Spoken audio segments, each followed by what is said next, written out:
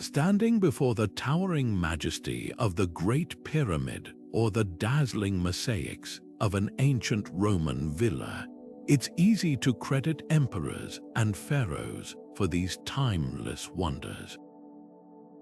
But what if the true genius behind these marvels wasn't just the rulers who commissioned them, but the countless nameless hands that brought them to life? The artisans, the craftsmen, the unsung heroes who turned grand visions into stone, glass, and gold. Today, we're pulling back the curtain on history to uncover the hidden role of these master creators, the ones who shaped civilizations with their skill, patience, and unmatched ingenuity. Think about it, every intricate carving on a temple wall, every delicate brushstroke on a fresco, every perfectly fitted stone in a pyramid, these weren't just accidents of time. They were the work of artists and builders whose names history often forgot, but whose legacies still take our breath away thousands of years later. How did they do it? What secrets did they know that we've since lost? And why have their stories been overshadowed by the kings and conquerors who took the credit? This journey isn't just about admiring ancient beauty, it's about rediscovering the humanity behind it, the sweat, the problem-solving, the quiet triumphs of artisans who worked without modern tools yet achieved perfection. From the mysterious techniques used to transport massive stone blocks across deserts to the symbolic meanings hidden in their designs, we'll explore how these craftsmen didn't just build structures, they encoded stories, beliefs, and innovations into every piece. So if you've ever wondered how the impossible was made real, or who truly deserves the credit for history's greatest wonders, stay with us, because the answers might just change how you see the ancient world forever. History has a way of celebrating the powerful while forgetting the hands that built their glory. Take the pyramids of Giza, those colossal tombs we associate with pharaohs like Khufu. But etched into the very stones of the Great Pyramid, hidden in out-of-the-way chambers, you'll find something unexpected: graffiti. Not vandalism, but marks left by the workers themselves. Names like the Friends of Khufu Gang or the Drunkards of Menkaure, scrawled in red ochre, giving us rare glimpses of the people who actually moved these mountains of stone. Why were these signatures tucked away in hidden corners? Because in ancient Egypt, credit flowed upward. The pharaoh was divine, the laborers were meant to stay invisible. This pattern repeats across civilizations. Medieval Europe's soaring cathedrals, like charters, were feats of engineering that took generations to complete. Yet if you look closely at the stained glass or the carved capitals, you might spot tiny, almost secretive signatures: a mason's chisel mark, a glazier's initials. These weren't celebrated artists, they were craftsmen bound by guild rules, their identities secondary to the glory of God and the bishops who funded the work. Even when their skill was undeniable, their names were rarely recorded in official histories. Why did this happen? The answer lies in who controlled the stories. Ancient rulers commissioned monuments to cement their legacies, not to share the spotlight. Inscriptions on temples boasted of kings building them, even if they'd never lifted a tool. Scribes wrote chronicles praising patrons, not the carvers or weavers who brought their visions to life. And when artisans did leave traces, like the payroll records of Deir el-Medina, the village of Egypt's tomb builders, they were administrative footnotes, not celebrations of individual genius. But here's what's fascinating: when we do find these fragments, a name in mortar, a worker's sketch on a temple wall, they tell us more than just "I was here." They reveal pride. A stonemason carving his mark into a cathedral pillar wasn't just signing his work, he was saying, "This part is mine. I made this beautiful thing." Even in societies that erased them, these artisans found ways to whisper, "Remember me." Consider for a moment the walls of Sacsayhuaman, the Inca fortress perched high above Cusco. Stones weighing hundreds of tons, carved with such astonishing precision that they lock together without mortar. No gaps, no shifting, even after centuries of earthquakes. Modern engineers still can't fully replicate this technique. How did they do it with nothing but stone hammers and bronze tools? The answer lies in a mastery of material that borders on artistry. Each block was painstakingly shaped by hand, tested over and over until it fit its neighbor perfectly, like pieces of an eternal puzzle. This wasn't just construction, it was a dialogue between craftsmen and stone. Then there's Roman concrete, a material so advanced that it defies logic. While our modern concrete crumbles in seawater, theirs grew stronger. Recent studies found their secret, a mix of volcanic ash, lime, and seawater that triggered a chemical reaction, forming crystals that reinforced the material over time. The Pantheon's dome, still standing after 2,000 years, is a testament to their ingenuity. But here's the twist: the Romans didn't understand the chemistry behind it. They perfected it through observation, trial, and error, passing down knowledge through generations of anonymous builders who refined the recipe with each new harbor or aqueduct they constructed. And what about the Egyptians? Their pyramids rise with near-perfect alignment to the stars, yet their tools were shockingly simple: copper chisels, stone pounders, wooden sleds. Copper is softer than granite, so how did they carve millions of limestone blocks with such precision? The key was patience and technique. They used abrasives like quartz sand to grind and polish, turning hours of labor into millimeter-perfect cuts. Meanwhile, in Mesopotamia, lapidary wheels spun by hand could carve intricate cylinder seals, some so detailed they're barely visible to the naked eye. These weren't just tools, they were extensions of the artisan's hands, honed by lifetimes of practice. The real mystery isn't just how these techniques worked, it's how they were lost. Medieval Europe forgot Roman concrete.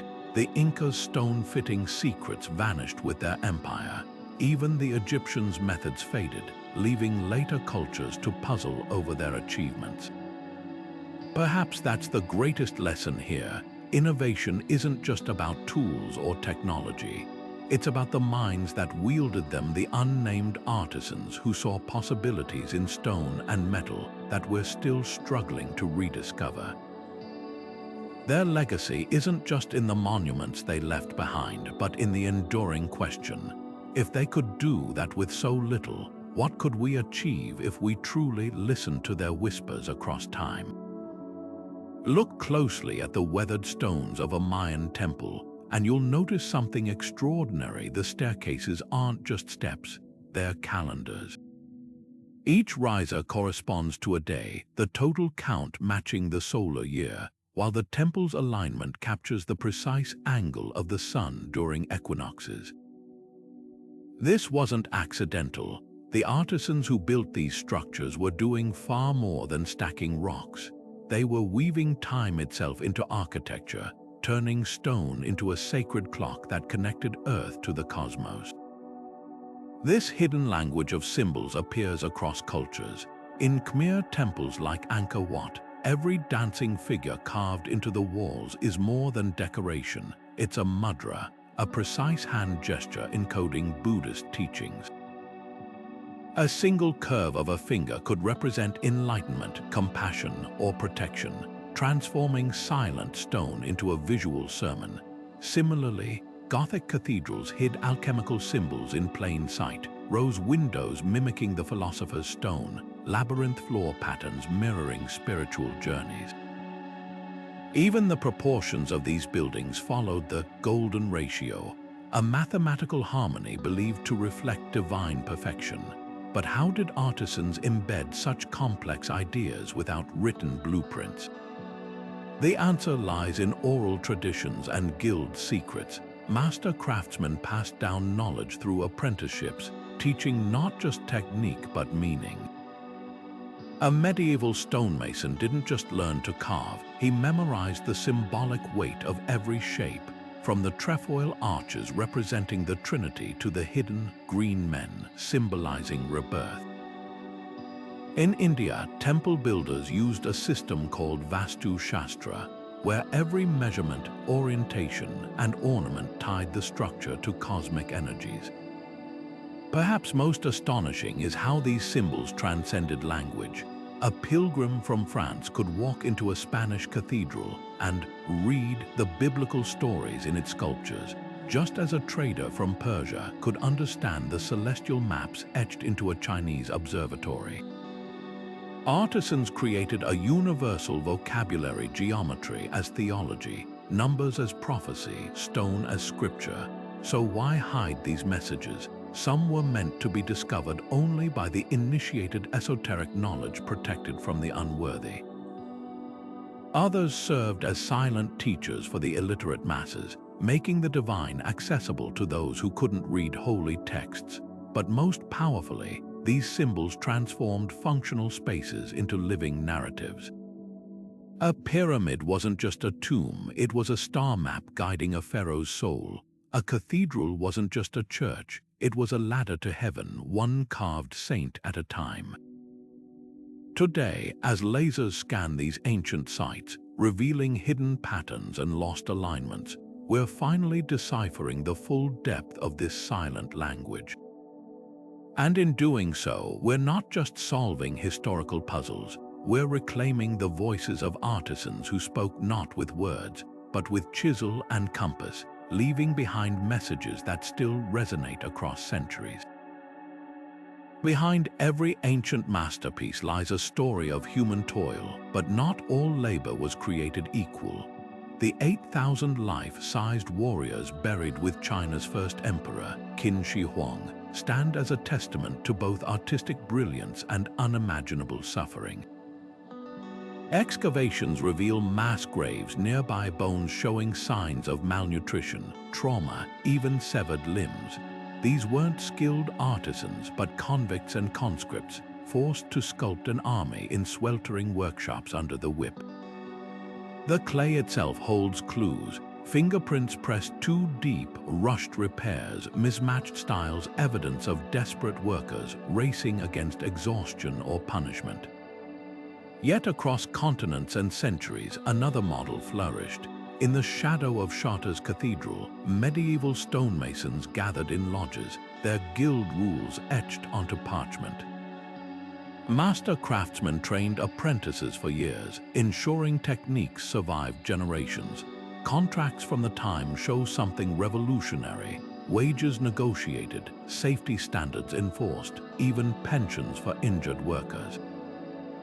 The Notre Dame build site in Paris kept detailed payrolls. Stonemasons earned double a farmer's income, with bonuses for intricate carvings.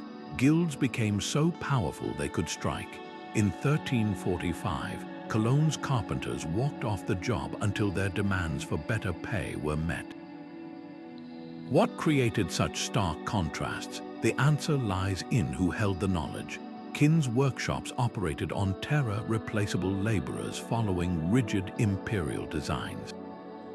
But European guilds controlled irreplaceable expertise. A master mason's understanding of vault stresses or stained glass chemistry made him indispensable. Cities competed to attract these artisans, offering tax exemptions and citizenship. In Florence, the Art della Lana Wool Guild's members could hold public office. Their workshop marks guaranteed quality so fiercely that counterfeiters faced exile. This duality echoes through history. The Parthenon's builders were likely paid citizens, while the Aztecs used tribute labor for Tenochtitlan's temples. Even within empires, hierarchies existed. Egypt's pyramid crews included skilled workers dining on beef and beer, while peripheral teams endured harsher conditions. The difference often came down to value. Where rulers saw artisans as tools, their work reflected coercion. But where craft became a revered tradition, passed down through generations, the results bore something extraordinary, not just technical mastery, but the quiet pride of those who signed their work not with chains but with chisels. History has a way of erasing women's hands from the stories of creation, but the threads of their labor are still woven into the fabric of ancient wonders. Take the Bayeux Tapestry, that 70-meter long embroidered epic of the Norman conquest. For centuries, it was credited to monks or male artisans until scholars noticed something telling. The intimate details of domestic life, the delicate stitching techniques, even the marginalia depicting women spinning thread. Now, many believe it was the work of English nuns, their needles painting history in wool and linen, their voices silent but their craftsmanship shouting across 900 years. Half a world away, in the workshops of ancient Crete, Minoan women shaped civilization with clay and pigment. Their pottery wasn't just functional, it was revolutionary. Vibrant frescoes from Knossos show female figures gathering saffron, dancing, even presiding over rituals, and the artifacts match the art. Thousands of surviving vases and figurines bear the distinct fingerprints of women, their palms pressed into wet clay. These weren't just helpers, they were master potters, their designs influencing trade across the Mediterranean. Then there are the cuneiform tablets of Mesopotamia, where the word for scribe was traditionally assumed to be male. But dig deeper, and you'll find contracts signed by female scribes like Bilisunu, who drafted legal documents in the bustling city of Sippar, or the priestesses of Nippur, who managed temple workshops producing textiles so fine they were traded as luxury goods. Even in death, women left their mark. Etruscan tomb paintings from Italy were long attributed to male artists, until chemical analysis revealed lapis lazuli and ochre pigments mixed with binders consistent with recipes known to female alchemists. Why does this matter? Because when we assume ancient craftsmanship was a male domain, we miss half the story. Women didn't just participate, they innovated. The lost wax casting technique used for Benin bronzes, oral histories credit Igbo women metallurgists, the intricate lace-like stone screens of Mughal architecture. Likely inspired by patterns from royal weaving ateliers staffed by women, even in societies that barred them from signing work, their influence seeped through like the anonymous weavers of Coptic Egypt, whose tapestries blended Christian icons with motifs from their own forgotten goddesses. The evidence is there if you know where to look, in the calluses on a ceramic shard, the stitched tension of a tapestry, the chemical signature of a fresco. These women didn't just make objects, they encoded their worldviews into everything they touched, and by rediscovering them, we're not just correcting the historical record.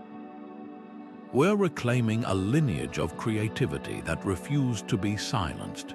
Picture a single block of red granite in an Egyptian quarry, weighing as much as 70 elephants, destined to become an obelisk piercing the sky.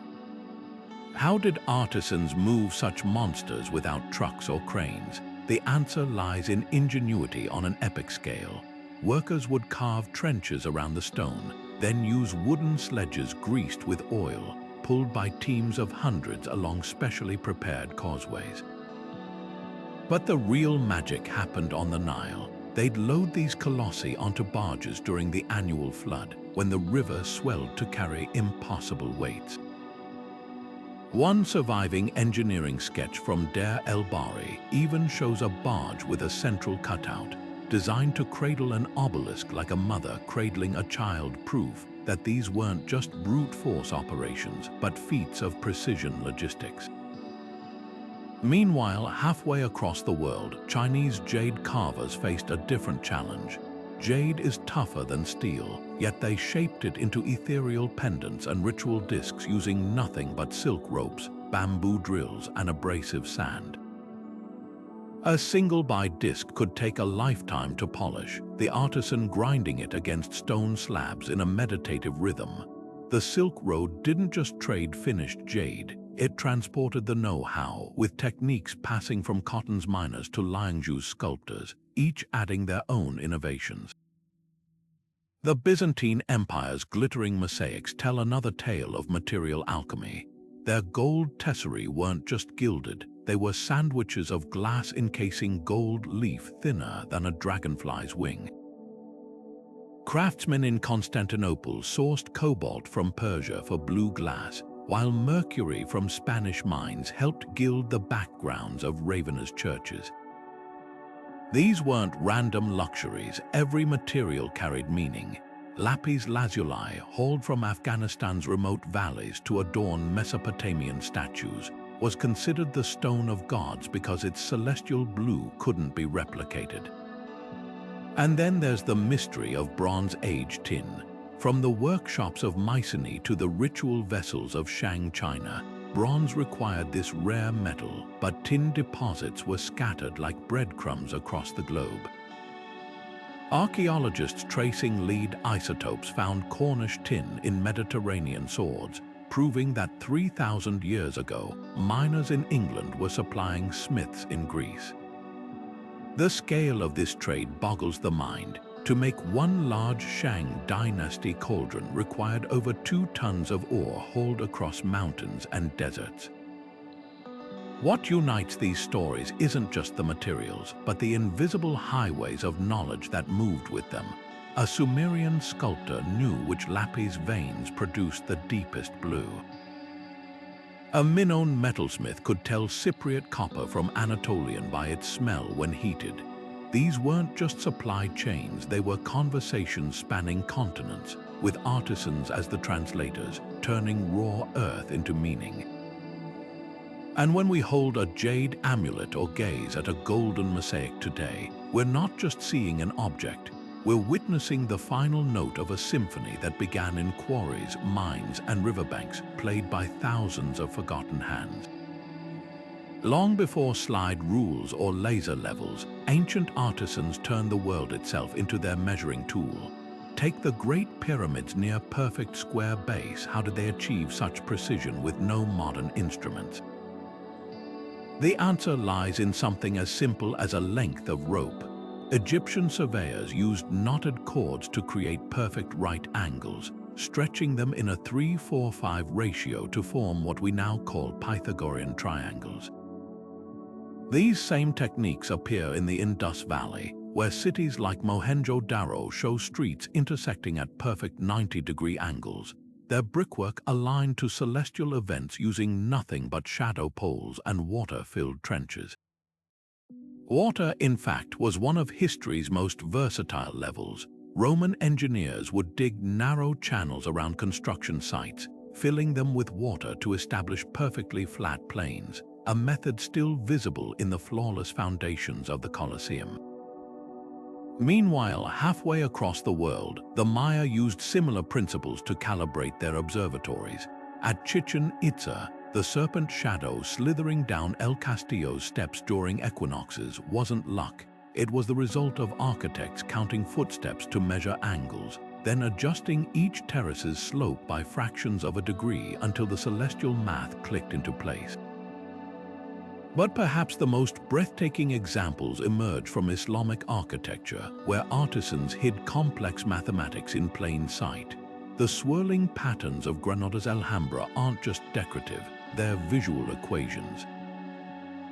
By the 9th century, Muslim geometers had mastered what Europe would later call the Fibonacci sequence, embedding it in tilework that spirals outward with flawless golden ratios. These weren't just pretty designs, they were coded demonstrations of infinity, proving that even without algebra's symbolic language, artisans could calculate irrational numbers through hands-on craftsmanship. What unites these marvels is a shared understanding. Nature itself was the ultimate textbook. The Inca built Machu Picchu's walls to mimic the mountain peaks behind them, their curves calculated by observing how reeds bent under wind. Gothic cathedral masons determined vault heights by studying the way tree branches distributed weight. Every culture developed its own toolkit, Whether it was the Greek dioptra for land surveying or the Chinese carpenter's flexible ink-marked string, but the underlying principle remained. Genius wasn't in the gadget, but in the artisan's ability to read the Earth's geometry. Today, as lasers scan these ancient sites, we're discovering just how shockingly precise they were. The Parthenon's columns bulge imperceptibly to correct for optical illusions, while Teotihuacan's Pyramid of the Sun aligns not just to solstices, but to the magnetic north of its era. These weren't accidents. They were the work of craftsmen who understood that true engineering wasn't about forcing nature into submission, but listening to its whispers and answering back in stone. Imagine shaping a block of cedar into the likeness of a god, knowing a single misplaced stroke could offend the divine. For ancient Egyptian sculptors, this wasn't just a job, it was a sacred act. Before touching chisel to wood, they underwent days of purification, bathing in natron, abstaining from certain foods, even reciting spells to awaken the tools themselves. These weren't superstitions, they were rituals to align hand and heart with cosmic order. A statue wasn't complete until the opening of the mouth ceremony, where priests used golden adzes to symbolically give it breath, transforming craft into divinity. Half a world away, Aztec featherworkers assembling Moctezuma's headdress followed equally rigorous rites. Quetzal feathers arriving from distant jungles were treated as holy relics. Artisans fasted for weeks, avoiding salt and spices to keep their hands steady, while elders chanted verses from the Huhuatlotli, the ancient word. Each iridescent green plume was glued with orchid sap mixed with hummingbird blood, not for adhesion, but because the sacrifice of one sacred creature honored another. To them, a cloak wasn't just worn, it carried prayers woven into every thread. The connection between ritual and craftsmanship runs deeper than tradition. Celtic smiths forging ritual cauldrons would wait for specific moon phases, believing iron absorbed celestial power better in darkness. Japanese sword makers like Masamune meditated in white robes before forging, their forges resembling shrines. The Tamahagane steel was folded thousands of times not just for strength, but to purge impurities both metallic and spiritual. When a katana was finished, it wasn't merely quenched in water, but in the breath of a master who'd exhaled sacred syllables over the blade. Why did these practices span cultures and millennia? Because perfection wasn't just about skill, it was about intent. A Norse rune carver etching protective symbols onto a spear would first stain the wood with his own blood, binding the magic to his life force. Tibetan Thangka painters began each session by grinding pigments while reciting mandala visualizations, turning each stroke into meditation. Even the placement of workshops held meaning. Roman mosaicists oriented their studios to catch the first light of dawn, believing Apollo's rays revealed true color harmonies. These rituals did more than ensure quality, they transformed labor into communion. When a Byzantine glassblower shaped a chalice, his breath wasn't just moving molten silica. It carried the same force that filled Adam's lungs in Genesis. A Maya scribe painting codices with cochineal ink saw the red not as dye, but as the blood of the dawn sky god. In every case, the act of making became a dialogue with the unseen. And perhaps that's the greatest lesson left by these artisans. True mastery wasn't just in their hands, but in their willingness to kneel both to their materials and to the mysteries they served. Even the greatest masterpieces of the ancient world bear scars, subtle imperfections that whisper tales of human struggle. Take the Pantheon's towering columns, each one quarried in Egypt, hauled across the Mediterranean and raised in Rome. At first glance, they appear flawless, but look closer. Some tilt ever so slightly, their bases adjusted with hidden bronze shims. These weren't oversights, they were emergency fixes. Modern scans reveal the truth. The original marble pedestals were cut unevenly. Rather than scrap months of work, Roman engineers improvised, wedging metal plates to compensate. What seems like a flaw is actually a testament to their resourcefulness, a snapshot of problem solving in real time. Then there's Stonehenge, where the mighty Sarsen lintels should form a perfect ring. Yet several have collapsed, their ends notched with mortise and tenon joints that proved too weak for millennia of wind and weather. Archaeologists now suspect why. The builders likely reused stones from an earlier, failed configuration, adapting rather than starting fresh. The errors etched into these monoliths aren't failures, they're a blueprint of iterative design, showing how Neolithic engineers tweaked their techniques with each generation. Perhaps most telling are the walls of Machu Picchu, famed for their seamless masonry. But wander to the Temple of the Three Windows and you'll spot something curious, one section where the stones don't quite align. The joints are tighter at the bottom, gaps appearing as the wall rises. Incan builders left us a clue. This was likely a training area where apprentices practiced before working on critical load-bearing sections. The mistakes were classrooms in stone, proving even the most advanced cultures embraced learning through doing. These anomalies reveal a truth we often forget. Ancient innovation wasn't a straight line. The Parthenon's columns bulge slightly to correct for optical illusions. A fix born from noticing earlier temples looked top-heavy. Mayan astronomers adjusted their calendars after observing solstice shadows didn't match predictions.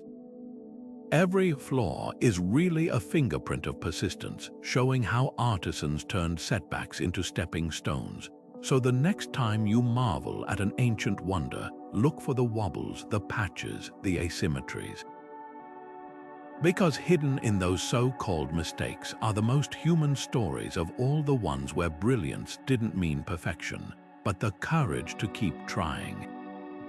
In the dimly lit workshops of medieval Europe, a master glassmaker might murmur instructions to his apprentice, never writing them down, never speaking too loudly where outsiders could hear.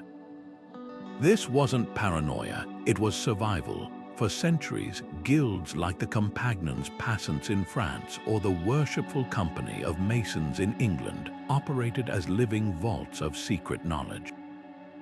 Their methods for crafting stained glass that glowed like heaven or forging ironwork that defied gravity weren't just trade secrets, they were sacred trusts guarded more fiercely than royal treasure. The system was airtight. Apprenticeships began as early as age 12, with novices spending years sweeping floors and mixing pigments before touching tools. Why the delay? It wasn't just about skill, it was about trust. In Florence, aspiring goldsmiths endured 7-year apprenticeships, their masters assessing character as much as talent. Only after swearing oaths on relics would they learn the real magic. How to calculate the exact temperature for enameling by watching the color of the furnace's glow, or the trick of adding crushed bone to wax molds for sharper details. But the real genius lay in how guilds encoded their knowledge. Venetian glassmakers wrote their recipes in cipher, using words like moon milk for lime or dragon's blood for mercury. Gothic architects hid structural calculations in the proportions of cathedral floor plans, a blueprint that doubled as a mathematical puzzle. Even tools became symbols. The mason's square and compass weren't just implements. They represented cosmic order, their angles encoding geometric truths passed down from Egypt to the Renaissance. This secrecy wasn't just about profit, it was about preserving perfection. When the Black Death wiped out half of Europe, guilds became arks of knowledge. In Cologne, surviving master masons rebuilt their shattered city by teaching orphans the handwerkergeheimnis, the handworker's secrets, oral mnemonics that preserved vaulting techniques verbatim. Meanwhile, in Benin, the Iguaneron bronze casters protected lost wax methods so fiercely that colonial powers couldn't replicate their artistry despite stealing countless statues. Yet guilds also knew when to adapt. When paper replaced parchment, German printers adjusted their inks with walnut oil, sharing the formula only after apprentices proved they could recite every step backward. The Dionysian architects of ancient Greece went further. Their initiation rites included solving architectural puzzles blindfolded, training minds to feel proportions as much as see them. What's astonishing isn't just that these systems worked, but how long they endured. The stained glass reds of Chartres, mixed with gold chloride and aged in oak barrels, stayed vibrant for 800 years because recipes weren't just written. They were ritualized, rehearsed like liturgy until muscle memory outlasted empires. Today, when conservators struggle to match medieval pigments or Roman concrete, it's not for lack of technology. It's because we've lost the living chain of hands and voices that turned craft into covenant. The Guild's greatest lesson: some knowledge isn't meant to be stolen, it's meant to be earned, one whispered lesson at a time. The clang of a Hittite blacksmith's hammer didn't just shape iron, it reshaped history. Around 1200 BC, in the smoky forges of Anatolia, these master metalworkers discovered something revolutionary. By repeatedly heating and hammering iron ore with charcoal, they could produce blades far stronger than bronze. The result: swords that didn't just chip in battle but sliced through armor like cloth. When Pharaoh Ramses II faced the Hittites at Kadesh, his shock wasn't just at their chariots, it was at their weapons, which turned the tide of the first recorded battle decided by superior metallurgy. Half a world away, another artisan's innovation changed warfare forever: the Mongol composite bow. Crafted from layers of sinew, horn, and birchwood glued with fish bladder glue, these bows could launch arrows farther and faster than any European longbow. But the secret wasn't just materials, it was the curing process. Bowmakers would shape the staves over months, bending them against camel bone molds in desert heat one day, freezing them in steppe winters the next. The stress cycles created a weapon so powerful it said Genghis Khan's archers could hit targets at 300 paces while galloping at full speed. Then there were the minds who turned craftsmanship into battlefield calculus. When Rome besieged Syracuse in 214 BC, the aging Archimedes didn't just theorize about levers, he built them. His claw, a crane-mounted hook, could lift entire ships from the harbor and dash them against rocks. His heat ray, whether myth or reality, reportedly used polished bronze shields to focus sunlight into burning beams. These weren't just weapons, they were physics lessons made lethal, proving that in war, the artisan's workshop was as crucial as the general's tent. But perhaps no artisans faced greater pressure than those defending cities. Constantinople's Theodosian walls stood unconquered for 1,000 years, not just through brute strength, but through meticulous design. Byzantine engineers layered limestone blocks with bands of red brick not for beauty, but because the alternating materials absorbed siege engine impacts differently, distributing force like a shock absorber. Their mortar contained crushed pottery for elasticity, while the inner walls stood taller than the outer, creating killing zones where attackers would be trapped between arrow fire from multiple angles. What's often forgotten is how these wartime artisans bridged cultures. Muslim engineers improving Greek fire recipes traded secrets with Chinese alchemists seeking gunpowder purity. Viking swordsmiths inlaid their blades with Damascus steel imported through Rus trade routes. Even in destruction, craftsmen built connections, proof that while empires rose and fell on battlefields, the true legacy of these makers wasn't in what they broke, but in what they forged, a hidden dialogue of innovation, written in iron, fire, and stone. The windswept caravanserais of the Silk Road didn't just carry silks and spices, they transported entire worldviews in the hands of traveling artisans. Picture a Gandharan sculptor in 1st century Afghanistan, chiseling the serene face of the Buddha with Apollo's classical proportions. This wasn't accidental. It was the work of Greek craftsmen who'd migrated east with Alexander's armies, blending Hellenistic realism with Buddhist spirituality to create an entirely new aesthetic language. The ripple effects were astonishing. Buddhist art from China to Japan would forever bear the imprint of those Mediterranean chisels, all because artisans dared to cross-pollinate traditions. Meanwhile, in the bustling paper workshops of Samarkand, Chinese prisoners of war from the Battle of Tollas in 751 became unlikely revolutionaries. Forced to share their paper-making secrets with Abbasid scholars, they inadvertently sparked an intellectual explosion. Within decades, Baghdad's libraries overflowed with texts on everything from algebra to zoology, all inscribed on sheets made possible by these displaced craftsmen. The very act of recording knowledge transformed papyrus crumbled. Parchment was costly, but paper, born from mulberry bark and rags, made books accessible. Artisans didn't just trade techniques, they democratized wisdom itself. Nowhere was this cultural alchemy more visible than in Moorish Spain. When Cordoba's great mosque rose in the 10th century, its architects fused Visigothic columns with Syrian mosaics, Persian geometry with Roman hydraulics.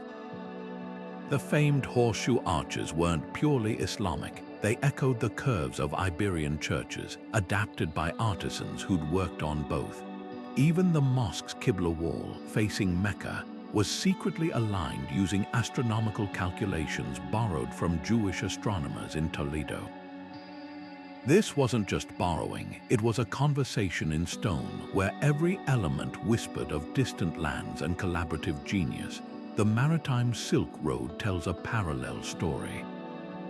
A single shipwreck off Indonesia's coast. The Belitung wreck reveals a 9th century vessel carrying Tang Dynasty ceramics molded for Middle Eastern tastes, Persian cobalt used by Chinese potters to create the first blue and white porcelain, and even a Sri Lankan astrolabe adapted from Arab navigational tools. The ceramics alone are revelatory. Lotus motifs from India, calligraphy from Persia, glazes perfected in Changan kilns, all on one plate, destined for a caliph's table in Basra. What's extraordinary isn't just the distance these ideas traveled, but how they transformed in transit. Take the humble spinning wheel. Invented in India, it traveled to the Islamic world, where artisans added foot pedals, then reached Europe via Italian traders, revolutionizing textile production. Each adaptation wasn't a dilution, but an improvement, proof that innovation thrives when cultures collide. Perhaps the most poignant examples emerge from the margins. In Ethiopia's rock-hewn churches of Lalibela, Coptic Christian masons incorporated Aksumite obelisk carving techniques with Syrian monastic architecture, creating underground cathedrals that seemed to grow from the earth itself. Or consider the Khmer Empire's temples, where Hindu iconography met Southeast Asian serpent motifs, their towers shaped like lotus buds yet echoing the stepped pyramids of Mesoamerica, a testament to how artisans, even without meeting, could arrive at similar solutions to universal questions of sacred geometry. These exchanges didn't just create beautiful objects, they redefined civilizations. When Venetian glassmakers learned from Syrian artisans how to produce cristallo, a glass so clear it rivaled quartz, they didn't just copy recipes, they reverse-engineered the chemistry, leading to lenses that would later power telescopes and microscopes. The Mongol Empire, often remembered for conquest, became an accidental patron of cross-cultural craft. Their postal system ferrying Persian miniaturists to China, Tibetan weavers to Anatolia, creating hybrids like the porcelain and gold Ilkhanid ceramics that still dazzle in museums today. The lesson here goes beyond history. Every time we admire a blue and white vase or walk under a horseshoe arch, we're witnessing something radical. the quiet rebellion of artisans who refused to let borders define imagination. They remind us that the greatest monuments were never built by isolated genius, but by countless hands passing knowledge like a torch across mountains, deserts, and seas, each flame brighter for the journey. High above the rolling hills of Nara, Japan, a 5-story pagoda sways gently in the wind, yet it has stood for over 1,300 years, surviving countless earthquakes that flattened modern buildings around it. The secret lies in the genius of its joints. Unlike rigid Western towers, traditional Japanese pagodas are built like stacked sleeves, with each level balanced on a central pillar that never quite touches the one below. During tremors, these layers dance independently, dissipating seismic energy like a tree bending in a storm. Craftsmen achieved this with interlocking wooden brackets called Tokyo, carved to millimeter precision without nails or glue. These weren't just buildings, they were wooden seismographs, their flexibility coded into every hand-cut notch by artisans who understood the Earth's restlessness long before science could explain it. Meanwhile, on the slopes of Mount Vesuvius, another kind of preservation was unfolding, one born from catastrophe, when pyroclastic surges buried Pompeii in 79 A. D. They encased vibrant frescoes in a death shroud of volcanic ash. Paradoxically, this destruction became their salvation. The same superheated gases that froze victims in time also sintered pigments into the walls, sealing them under an airtight seal. Modern restorers marvel at colors still luminous after 2 millennia, deep reds from cinnabar, brilliant blues from Egyptian glass paste, because Roman painters deliberately chose minerals that wouldn't fade. Their alfresco technique, applying pigments to wet plaster, chemically bonded paint to wall, creating artworks that even volcanoes couldn't erase. But perhaps the most astonishing foresight lies beneath the waves at Caesarea's ancient harbor. Here, Roman engineers faced a relentless enemy, seawater corroding their piers. Their solution, concrete that grew stronger in saltwater, thanks to a mix of volcanic ash, lime, and crushed pottery that triggered a self-healing reaction.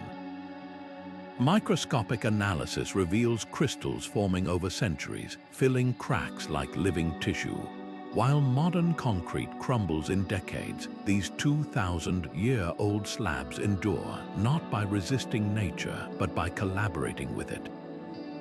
From the floating foundations of Venice's palaces to the lime-stabilized adobe of Chan Chan in Peru, ancient builders turned disasters into design partners. The Maya constructed reservoirs with layered filtration systems to survive droughts. Byzantine architects domed churches with hollow bricks to absorb quakes.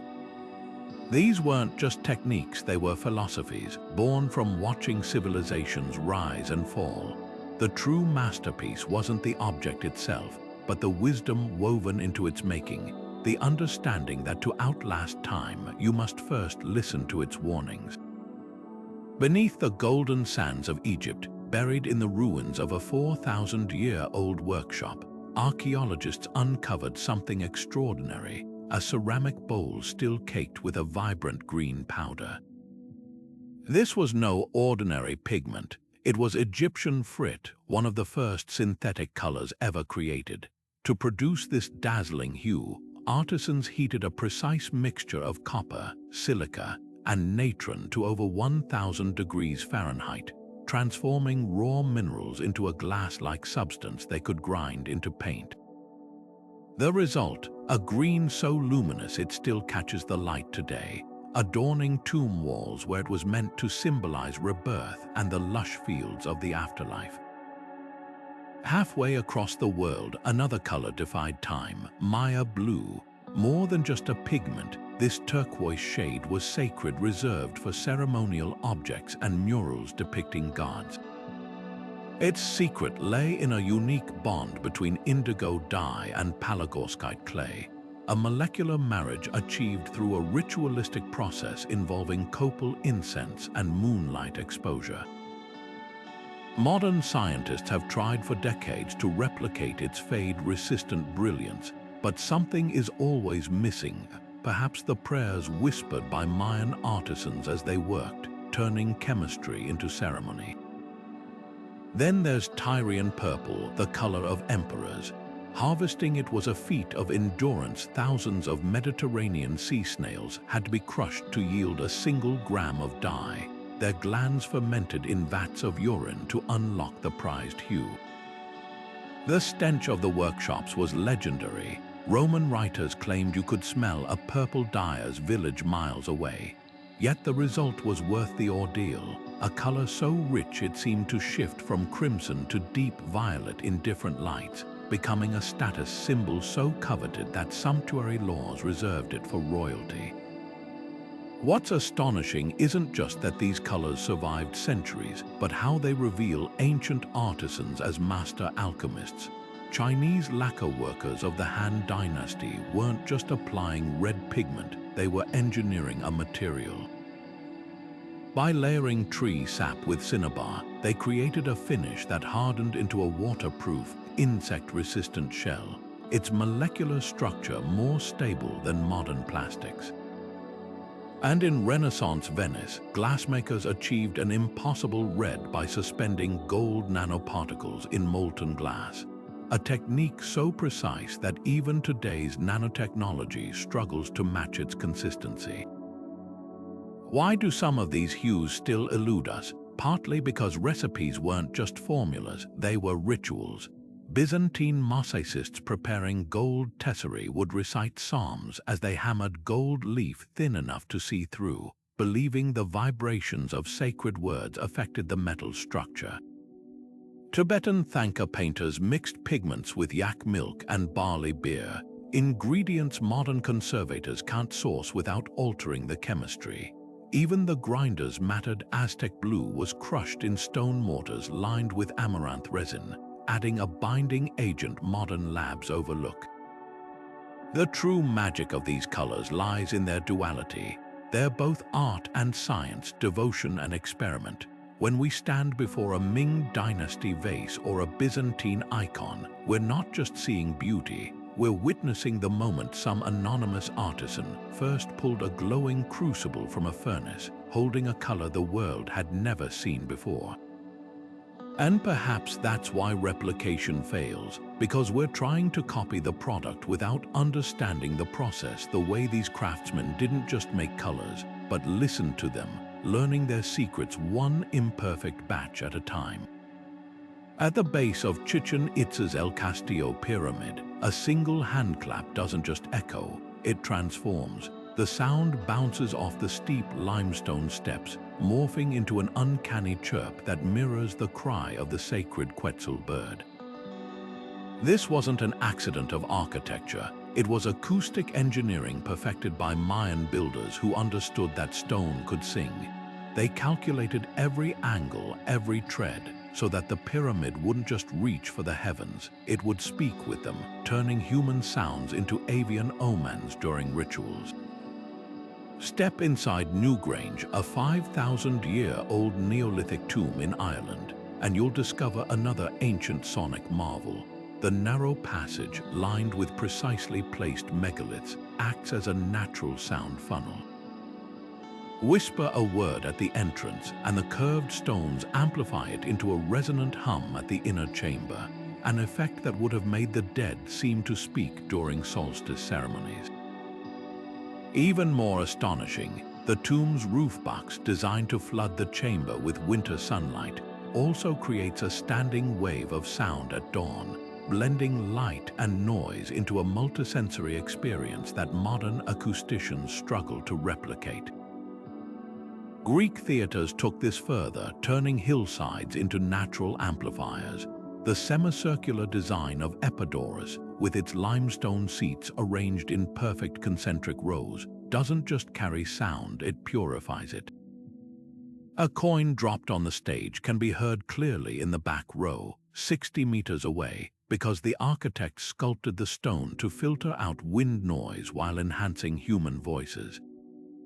Recent studies reveal the secret. The seat's porous limestone absorbs low-frequency background sounds, while the corrugated surface diffuses high frequencies evenly.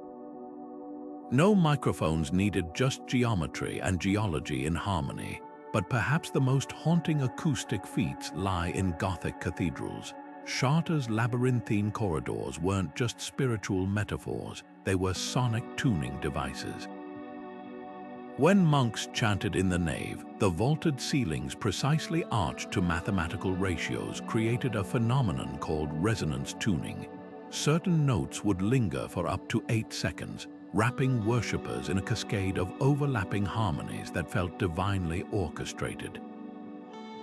Builders even embedded hollow pottery jars in the walls as primitive Helmholtz resonators, subtly shaping the reverberations to guide congregants' emotional responses. From the hum of Malta's hypogeum, where Neolithic chambers resonate at frequencies that induce trance states, to the metallic ring of Japan's Suikinkatsu water chimes hidden beneath temple gardens, these artisans didn't just work with stone, they composed with it. Their legacy isn't just in what we see, but in what we hear, proof that the ancient world wasn't silent, but alive with engineered echoes, each one a whispered conversation across time. Long before architects studied blueprints, they were taking notes from nature's original engineers.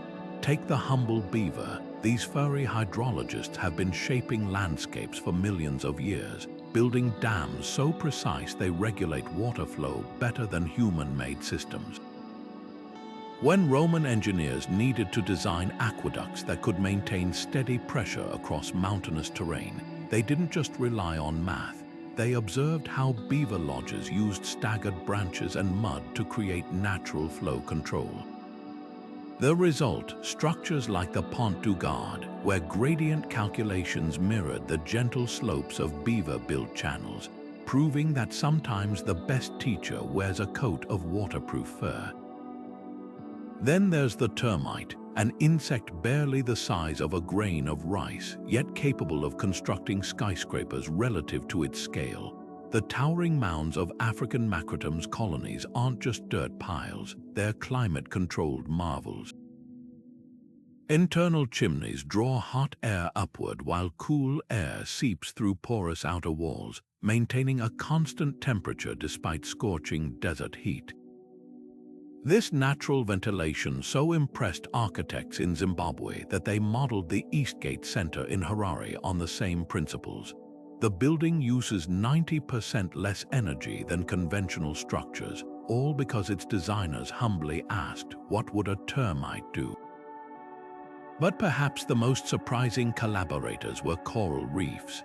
For generations, Micronesian islanders reinforced their seawalls with living coral fragments, knowing the polyps would grow into interlocking barriers stronger than concrete.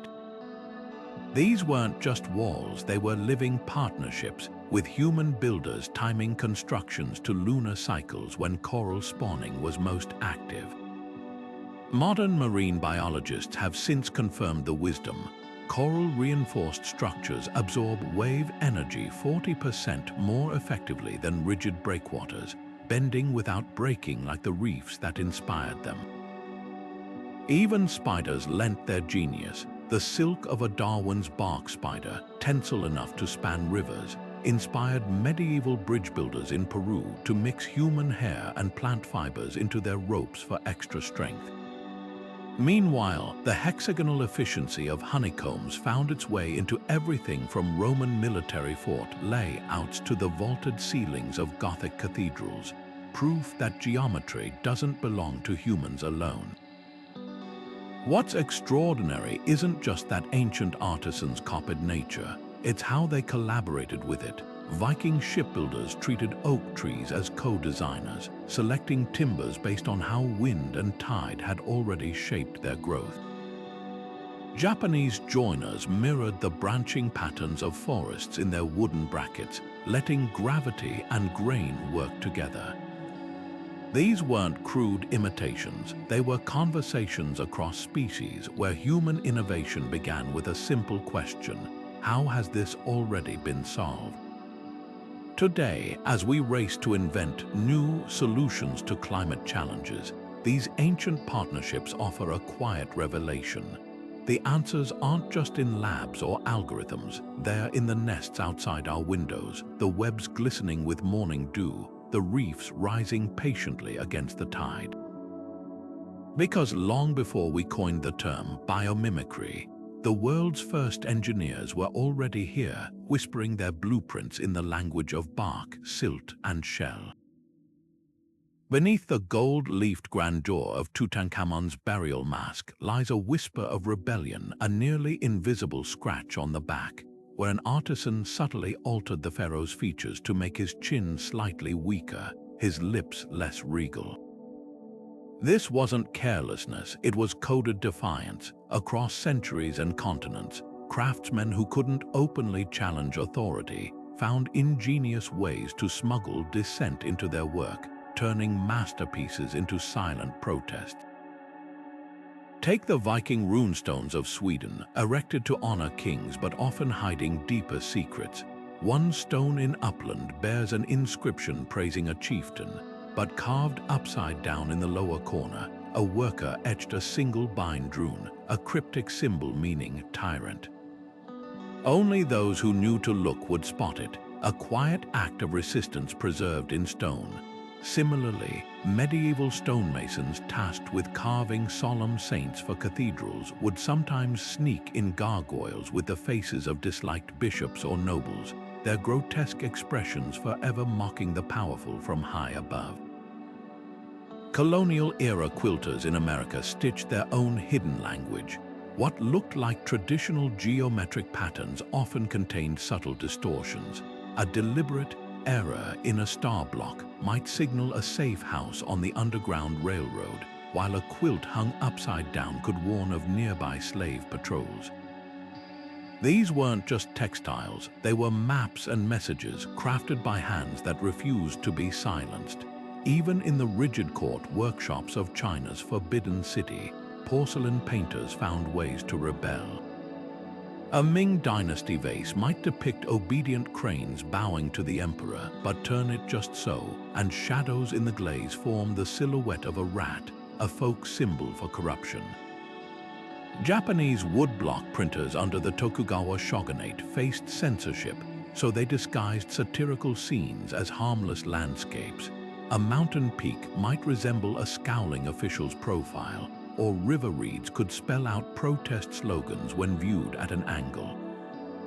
The boldest acts of defiance often appeared where you'd least expect them, in the very art commissioned to glorify oppressors. Spanish conquistadors demanded gold crucifixes from Andean silversmiths, who complied but hid tiny Pachamama earth goddesses in the filigree, their arms outstretched as if cradling the stolen land. French tapestry weavers, forced to glorify Louis XIV's wars, wove dying soldiers' faces to resemble their own missing sons. What makes these acts so powerful isn't just their cleverness, but their intimacy. A quilt's mistake could only be read by those in the know. A mason's hidden smirk required viewers to crane their necks. These artisans weaponized the very thing their patrons demanded, perfection, by embedding flaws that spoke truths too dangerous to say aloud. Their legacy reminds us that creativity, even in chains, finds a way to etch its name into history. The scorching sun beat down on the village of Deir el-Medina in 1250 B. C, but the real heat came from the workers' fury. For 20 days, the artisans who carved pharaohs' tombs had gone unpaid, their usual rations of grain, fish, and oil withheld by corrupt officials. What happened next shocked the ancient world. Instead of quietly starving, these highly skilled craftsmen laid down their chisels, marched to nearby temples, and staged what's now considered history's first documented labor strike. Their cries were etched onto crumbling papyrus: "We are hungry, and we have come here driven by hunger and thirst, For days, they occupied sacred spaces, refusing to return until their wages were settled, a bold move in a society where disobeying the pharaoh's administration could mean death. Centuries later, a different kind of rebellion simmered in Renaissance Florence. The city's famed wool workshops, which produced the luxurious fabrics that bankrolled the Medici dynasty, became battlegrounds for fair pay. In 1378, the Ciompi low-status wool carders and dyers stormed the Palazzo della Signoria, armed with makeshift weapons and a list of demands. They wanted guild membership, regulated hours, and a share of profits from the textiles they made. For 6 weeks, they effectively ruled the city, establishing worker-led councils that predated modern unions by 500 years. Though ultimately crushed by mercenaries, their uprising proved something radical. Even in an age of divine right rulers, artisans knew their labor had power. The Ming dynasty witnessed quieter but equally potent resistance. When imperial porcelain workshops in Jingdezhen slashed wages in the 1400s, master potters didn't riot, they sabotaged. Subtle flaws began appearing in dragon-patterned vases destined for the emperor, a claw deliberately misshapen, a glaze formula slightly altered to craze over time. These mistakes weren't accidents. They were calculated acts of defiance, ensuring pieces would crack during firing or develop imperfections that humiliated the commissioners. Archaeologists now recognize these protest porcelains by their telltale flaws, ghost signatures of artisans fighting back. Halfway across the world, Aztec featherworkers employed a different tactic.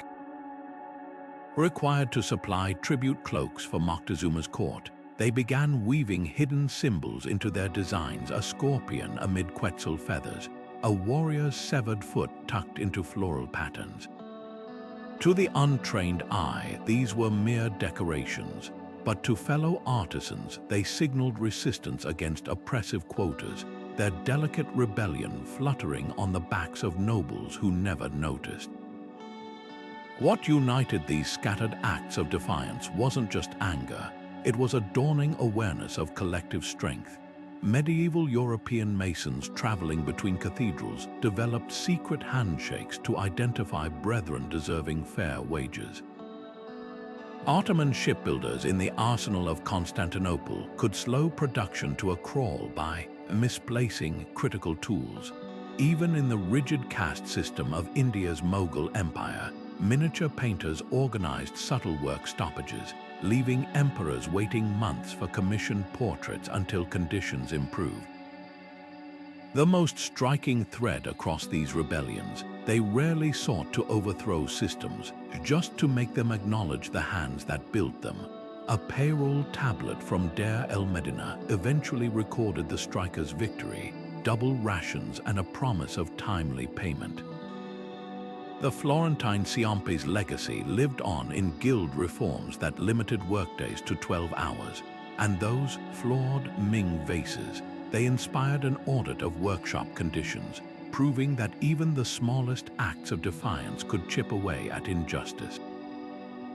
These artisans didn't have modern terminology for workers' rights or collective bargaining, but their actions spoke a universal truth. Civilization's grandest achievements weren't just the visions of kings and merchants. They were bought with the sweat, skill, and sometimes the stubborn resistance of those who actually turned vision into stone, cloth, and gold. The blade sliced through a silk scarf mid-air, not with brute force but with a whisper. That was the legend of Damascus steel, a metal so sharp and flexible it seemed forged by magic. But the real mystery isn't in how it was used, but in how it was made. Wootz ingots, the raw material for these legendary swords, came from India's furnaces, where artisans baked iron with rare leaves and carbon-rich woods in clay crucibles. The result, a crystalline structure resembling flowing water under a microscope, with carbon nanotubes modern labs still struggle to replicate. When the last master of this craft died in 18th century Hyderabad, he took the recipe with him, not out of secrecy, but because the knowledge had always lived in hands, not books. Then there's the enigma of Roman vitrum flexile flexible glass. Historians like Pliny the Elder wrote of an inventor presenting Emperor Tiberius with a goblet that bounced rather than shattered. The ruler, fearing such a material would devalue gold and silver, had the craftsman executed. For centuries, this was dismissed as myth until 21st century scientists created bendable glass by doping silica with nanoparticles. Was the Roman version similar, or did their artisans discover something even our nanotechnology can't match? The truth may lie buried in the ruins of imperial workshops, where furnace residues still defy analysis. Persian kings flaunted another lost marvel, asbestos cloth. Ancient traders called it salamander wool, weaving it into napkins that could be cleansed by fire. Marco Polo described Mongol chieftains tossing these fabrics into flames to dazzle guests, the fibers emerging unscathed. But the asbestos we know today is brittle and toxic, nothing like the supple, safe textile described in chronicles. Recent digs near the Caspian Sea uncovered kilns with unusual clay filters, suggesting artisans might have purified the raw mineral in ways we've forgotten. Even everyday materials held secrets. The Inca's Karu drinking vessels, carved from a single piece of wood, never leaked despite no visible sealant. Modern tests revealed they used a resin from extinct Andean trees, its molecular structure creating an invisible waterproof bond. Similarly, Viking shipbuilders mixed iron nails with bog ore and seaweed, producing a rust-proof alloy that kept longships seaworthy for decades. The tragedy isn't just that these recipes vanished, it's why. Some died with guild masters during plagues. Others were suppressed like Byzantine Greek fire, its formula so guarded that not even the emperor's heirs were trusted with it. Many simply became obsolete. Why perfect asbestos weaving when cheaper alternatives existed? Yet in their fragments, these lost materials whisper a provocative truth. Ancient artisans didn't just use nature, they conversed with it, understanding properties we're only now beginning to rediscover. Their legacy isn't just in what they left behind, but in the gaps that still puzzle us, reminders that history's greatest innovations might not be ahead of us, but waiting to be remembered. At Angkor Wat, dawn on the spring equinox paints a perfect picture of celestial harmony. As the sun crests the horizon, its rays align precisely with the temple's central tower, while the surrounding peaks frame the rising light like a stone and sky mandala. But this isn't just a happy accident, it's a meticulously crafted snapshot of the cosmos. The temple's 5 iconic towers don't just symbolize Mount Meru, the sacred home of Hindu gods. They mirror the exact configuration of Draco's stars as they appeared in the night sky over Cambodia in the 12th century.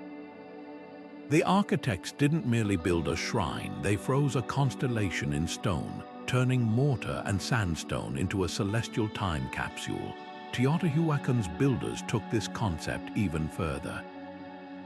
The Avenue of the Dead, stretching like a massive arrow across the ancient city, doesn't just point north, it aligns with the 3 stars of Orion's belt as they hover above the horizon during specific solar cycles.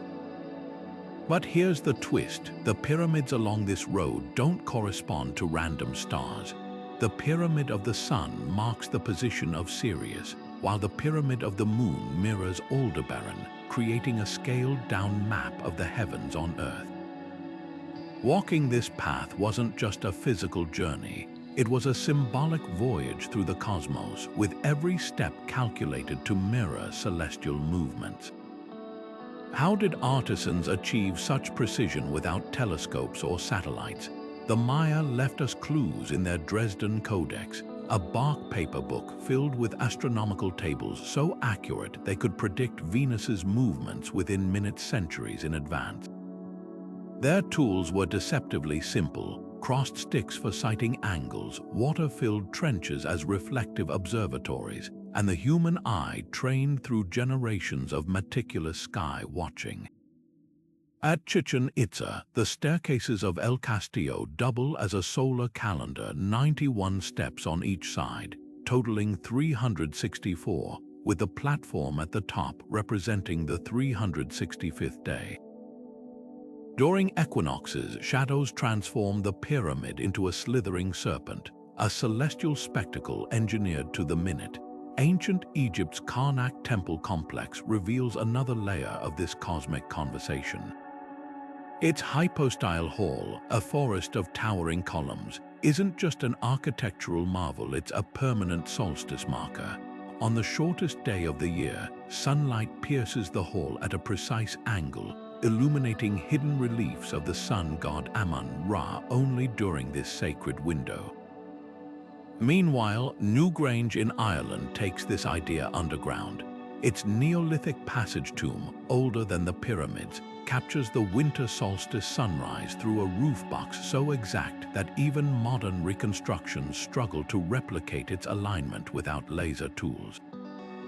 These builders weren't just stacking stones, they were writing in a language of shadows and light. The Parthenon's columns lean inward slightly because their architects knew perfectly straight lines would appear to bow under optical illusion when viewed against the sky.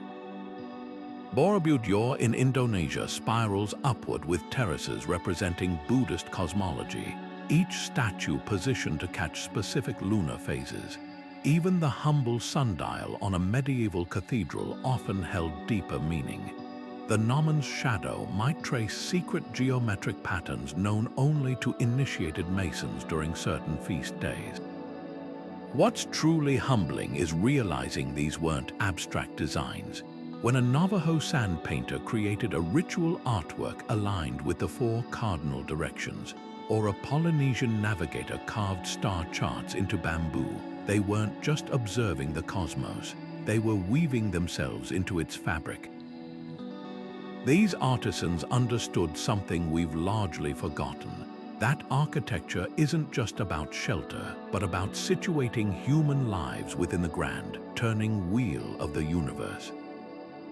Their buildings weren't just dwellings or temples, they were bridges between earth and sky, meant to last long enough to keep the conversation going across millennia. The Black Death didn't just empty cities, it shattered entire systems, leaving workshops silent and guild halls abandoned. Yet from this devastation emerged something extraordinary, a creative rebirth that would redefine Europe. With half the population gone, survivors found themselves in a world where traditional hierarchies no longer held power. Skilled artisans, once bound by rigid guild rules, suddenly had leverage.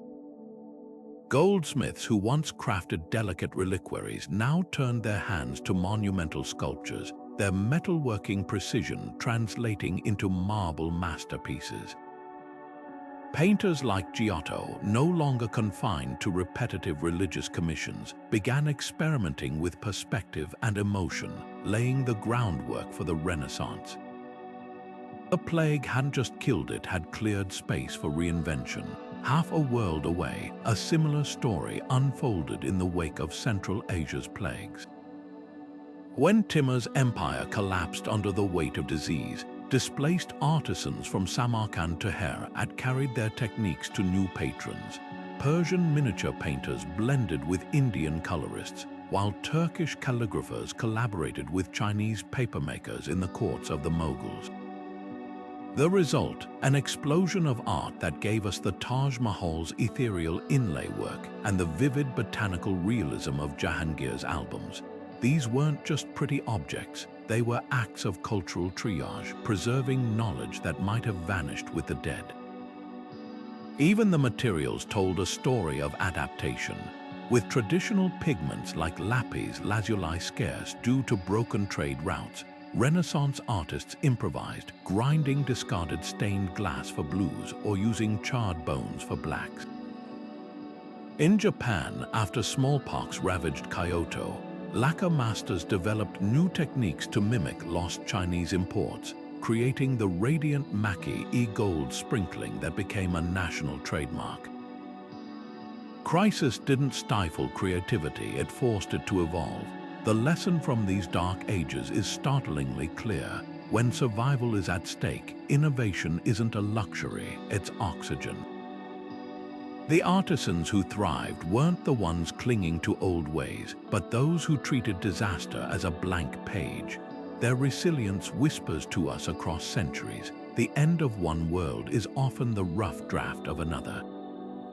In the bustling markets of ancient Rome, a wealthy senator proudly displayed his latest acquisition, a stunning bronze statue of Apollo, supposedly cast by the legendary Greek sculptor Praxiteles himself. The proportions were perfect, the patina flawlessly aged. Only one problem: it wasn't Greek. It was a masterful Roman copy, produced in a Naples workshop specializing in authentic reproductions. This wasn't an isolated scam, it was an entire industry. Skilled artisans across the empire churned out Greek originals to meet booming demand from collectors who craved the prestige of classical art. Some workshops even buried new bronzes in manure to accelerate corrosion, creating instant antiquities. The line between homage and fraud was as thin as the layer of fake verdigris coating these forgeries. The Tang dynasty faced its own crisis of authenticity. Emperor Xuanzong's court was flooded with ancient ritual bronzes until scholars noticed inconsistencies in the inscriptions. Craftsmen had gotten too good at replicating Shang and Zhou dynasty styles, using secret alloys to mimic ancient metal compositions. The scandal revealed a startling truth: China's elite had been collecting fakes for generations. Some forgers went beyond mere copying. They invented entirely fictional antiquities, complete with bogus provenance tales about discovery in ancient tombs.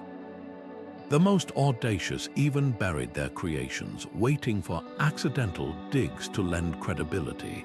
Medieval Europe's relic trade turned deception into high art. A single saint might have dozens of authentic skulls circulating across monasteries.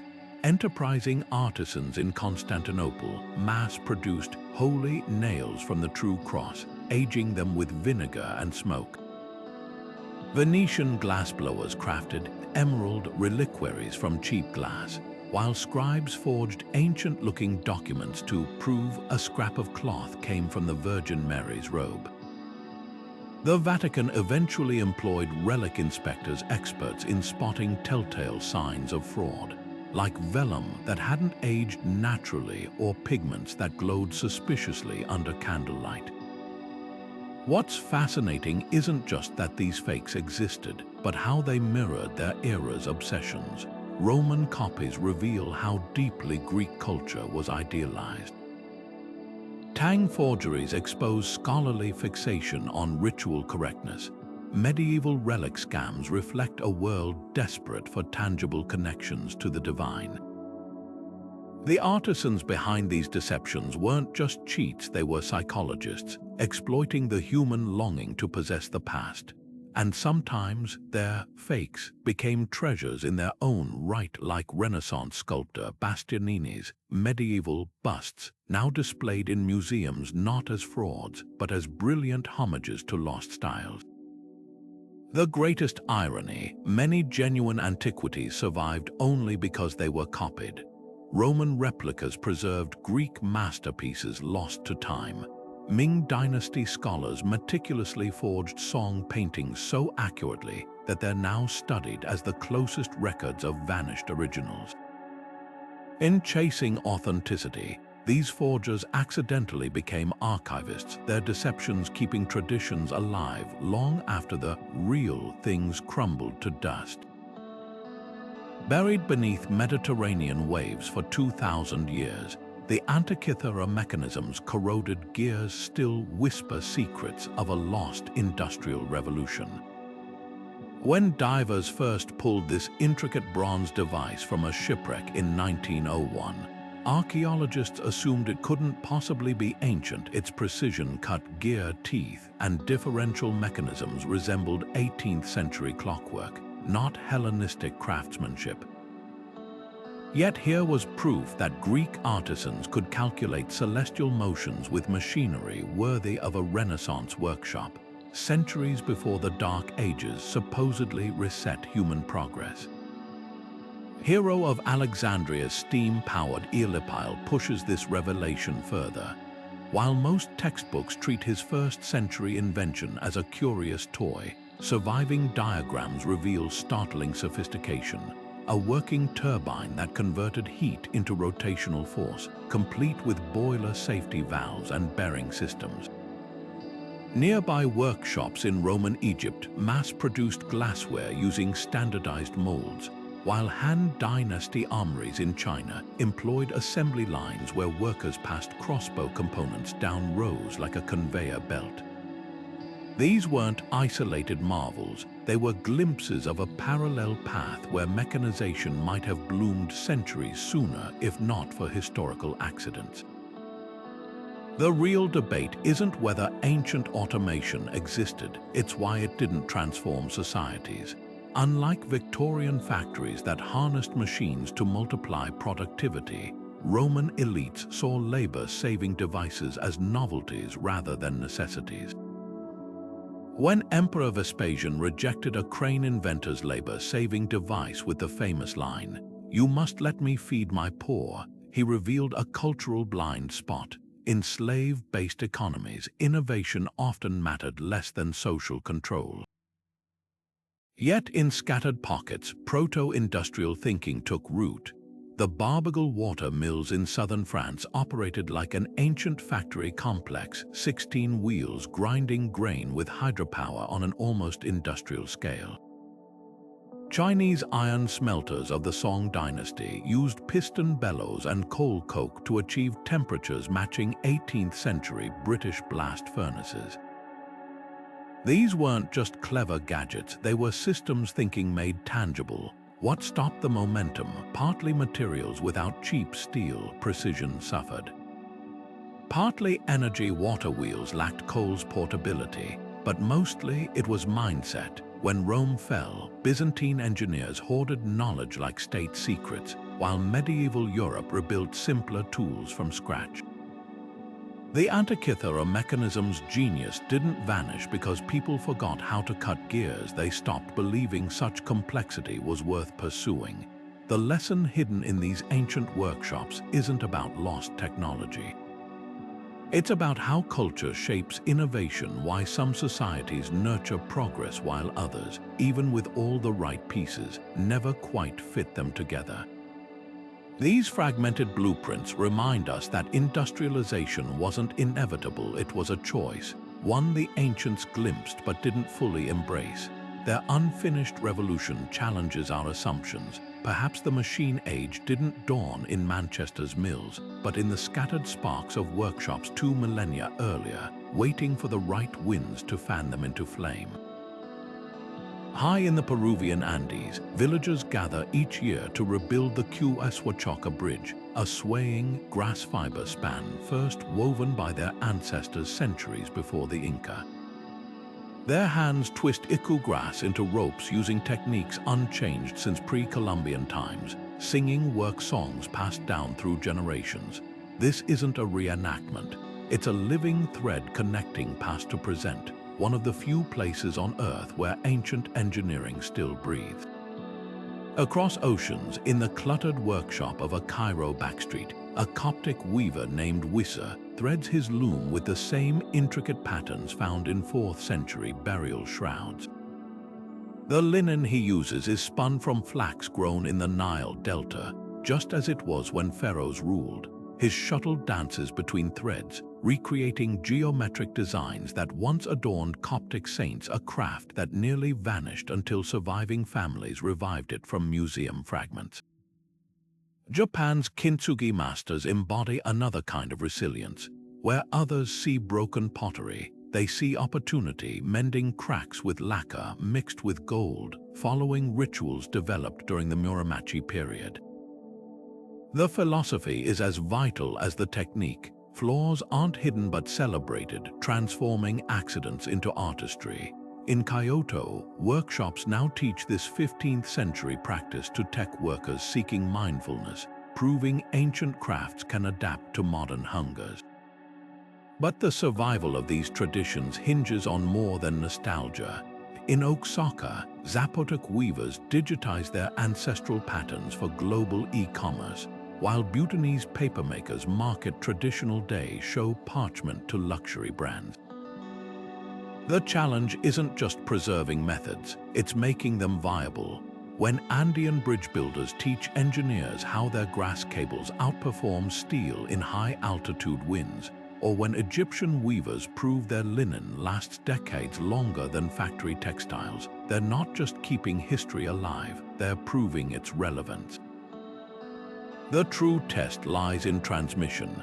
In Fez, tanneries still process hides with medieval methods, but the vats now sit beside solar panels.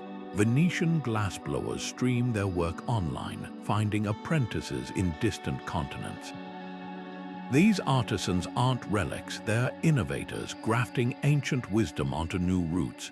Their legacy isn't frozen in time, it's evolving, one carefully passed down stitch, knot, or golden seam at a time. The artisans of antiquity didn't just build, they dreamed in stone, whispered to metals, and coded entire cosmologies into their craft. Every stroke of their chisel, every twist of their loom was more than labor, it was a dialogue with eternity. These were visionaries who calculated celestial alignments without computers, scientists who engineered concrete that healed itself, rebels who smuggled defiance into the very monuments meant to glorify their oppressors.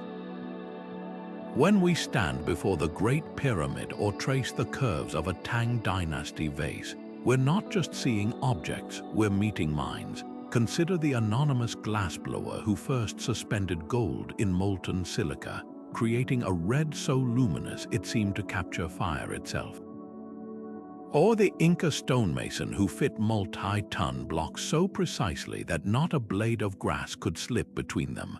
These artisans didn't have modern tools, but they possessed something we've since undervalued: patience honed over lifetimes, observations sharpened by necessity, and a reverence for materials as living collaborators. Their workshops weren't factories, they were laboratories where trial and error birthed triumphs that still leave engineers speechless. Yet for centuries, history credited emperors and pharaohs while relegating these masters to footnotes. We marvel at the Colosseum but forget the enslaved builders who mixed volcanic ash into its mortar. We praise Gothic cathedrals while overlooking the migrant masons who signed their work with hidden symbols. Even today, museum plaques list anonymous where artisans' names should be, but the tide is turning. Archaeologists now pore over tool marks like fingerprints, conservators analyze pigment recipes as biographies, and historians piece together guild records to resurrect stolen legacies. This isn't just about correcting the past, it's about reclaiming a mindset. In an age of disposable goods and algorithm-driven design, ancient craftsmanship whispers urgent lessons. The Khmer architects who planned Angkor Wat for centuries, the Japanese joiners who built shrines to last millennia, the Mayan astronomers who calibrated temples to celestial rhythms, they remind us that greatness isn't rushed. True artistry thrives where skill marries time, where hands are allowed to learn deeply rather than produce cheaply. So the next time you encounter an ancient wonder, look closer. Behind every perfect angle or fading fresco, there's a human story of a worker who balanced beauty and function, of a rebel who etched her protest into gold leaf, of a guild that guarded knowledge like sacred trust.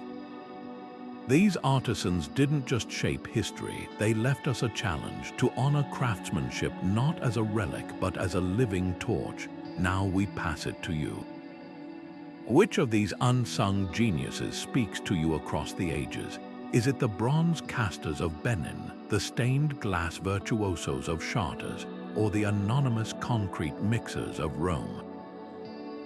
Drop your pick in the comments and don't forget to subscribe, because history's most thrilling stories aren't carved in marble, but in the calluses of those who held